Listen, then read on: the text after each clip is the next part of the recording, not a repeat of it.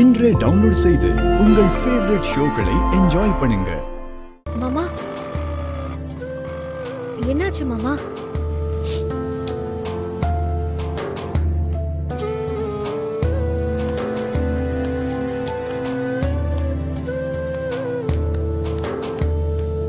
மாமா, என்னாச்சு மாமா?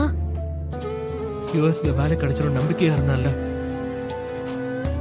இப்ப அந்த வேலை எனக்கு இல்லைன்னு சொல்லிட்டாங்க.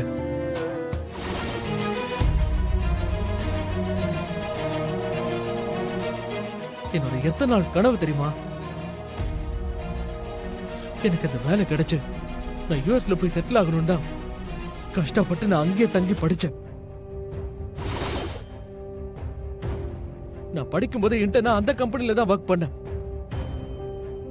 என் ஒர்க் பிடிச்சு போய் நான் ஊருக்கு போயிட்டு வந்ததும் என்ன எம்ப்ளாயி விசால சேர்த்துக்கிறாங்கன்னு அந்த கம்பெனில என்கிட்ட சொன்னாங்க. நானும் அதை நம்பிதான் இவ்வளவு நாள் அதுக்காக ஒர்க் பண்ண.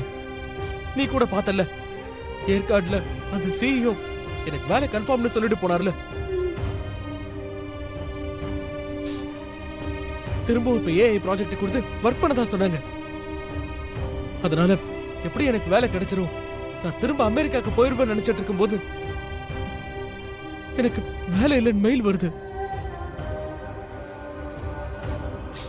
என்னாச்சு, ஏன் எனக்கு வேலை இல்லைன்னு சொல்லிட்டாங்கன்னு சிஇஓக்கு கால் பண்ணா அவர் போனே எடுக்க மாட்டேங்கிறாரு. நான் என்ன தப்பு பண்ணேன்னு தெரியல. என் ஒர்க்ல தப்பா இல்ல வேற ஏதாவது தப்பு பண்ணிட்டேன் நானு, எனக்கு ஒண்ணுமே புரியல. நீங்க எந்த தப்பும் பண்ணல மாமா. உங்களுக்கு கொடுக்க வேண்டிய வேலைய அவங்களுக்கு வேண்டப்பட்டவங்களுக்கு கொடுத்துட்டாங்க. அதுக்கு நீங்க என்ன பண்ணுவீங்க?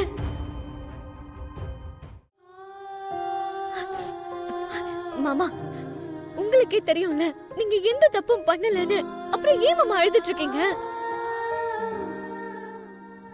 இங்க பாருங்க, உங்களுக்கு வேலை கிடைக்கணுங்கிறதுக்காக அவங்க உங்களுக்கு கொடுத்த வேலையெல்லாம் சின்சியரா எடுத்து உண்மையா நேர்மையா தானே பண்ணீங்க.